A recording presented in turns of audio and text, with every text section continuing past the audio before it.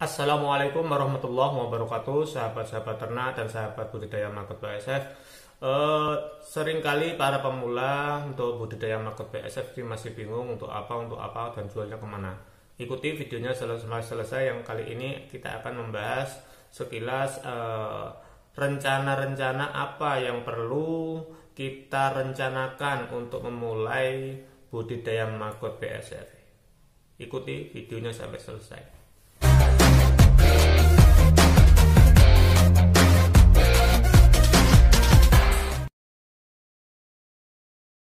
Sedikit kali ini kita agak berbeda. Yang biasanya kita langsung di kandang, kita ambil gambarnya di kamar ya, sekali-kali kita nyantai di kamar.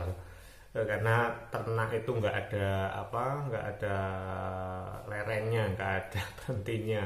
Pokoknya kita elus terus ayam kita elus maggot kita. Setelah kita memahami, kita menguasai masalah maggot BASF, kita budidaya maggot BASF bagaimana cara yang sudah menguasai, minimal kita mempunyai 3 rencana atau salah satu 3 rencana ini kita punya. Salah satunya, enggak, kalau 3-tiganya ya lebih bagus bagaimana caranya. Oke, kita bahas satu-satu. Yang pertama dalam budidaya maggot BASF itu kita bertujuan untuk ternak sendiri atau mengaplikasikan ke ternak sendiri.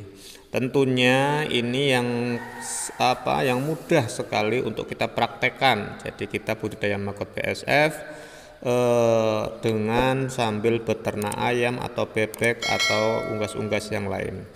Karena peternakan, kalau misalkan kita seringkali kita utarakan, kita sampaikan, mengandalkan pakan pabrikan akan minim sekali untuk keuntungan.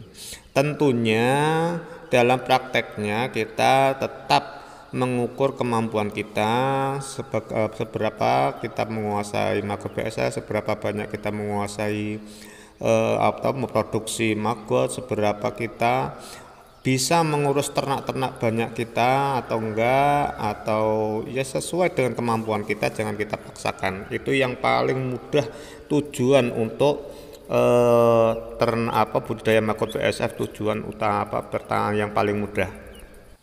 Yang kedua, kita budidaya maggot BASF itu untuk dijual kembali untuk skala rumahan. Nah, produk-produk yang bisa kita jual itu bisa telur, maggot fresh, pupa, atau maggot kering untuk pengeringan skala sedikit atau rumahan.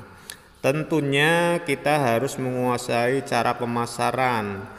Jangan sampai kita produksi banyak tapi tidak menguasai cara pemasarannya. Bisa kita dengan memulai dengan sosialisasi ke peternak-peternak, entah itu peternak ikan, peternak ayam, bebek dan lain sebagainya. Kalau misalkan seperti itu, tentunya kita harus mengukur kemampuan kita berapa yang dibutuhkan oleh ternak-ternak, atau kemampuan kita satu hari berapa kilo maggot fresh, terus pasarnya kemana, kita harus tetap menguasai. Yaitu caranya sosialisasi ke para peternak bisa melalui grup-grup atau kita kunjungan ke teman-teman dan lain sebagainya. Tergantung teman-teman bisa atau mampunya bagaimana cara pemasarannya. Yang ketiga, ini yang paling sangat sedikit sekali orang-orang yang mempraktekannya, yaitu produksi maggot, budidaya maggot BASF untuk skala ekspor.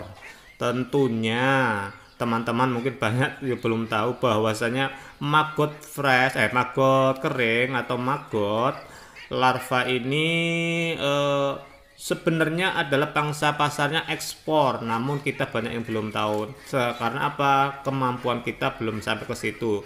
Kita saja masih skala untuk ternak-ternak sendiri saja, karena kita belum menguasai masalah ekspor. Namun semua bisa dipelajari. Kita sedikit cerita masalah Paidi Porang. Paidi Porang itu orang yang biasa, seorang pemulung, namun dia menguasai masalah ekspor impor itu dari belajar walaupun dia seorang pemulung, nol masalah teknologi, namun dia dengan ketelatenannya. Kalau dulu mungkin buku adalah jendela ilmu, namun sekarang kita ubah, Android kita adalah jendela ilmu. Wah, begitu. Nah, untuk memasarkan ekspor, tentunya kita harus menguasai juga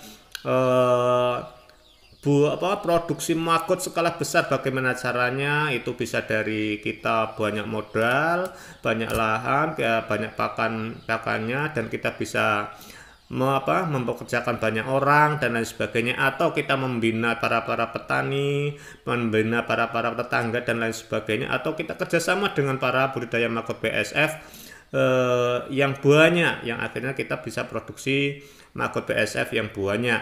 Dan juga kita harus bisa mengolah produk maggot kita dengan standar ekspor, karena ekspor itu tidak sembarangan.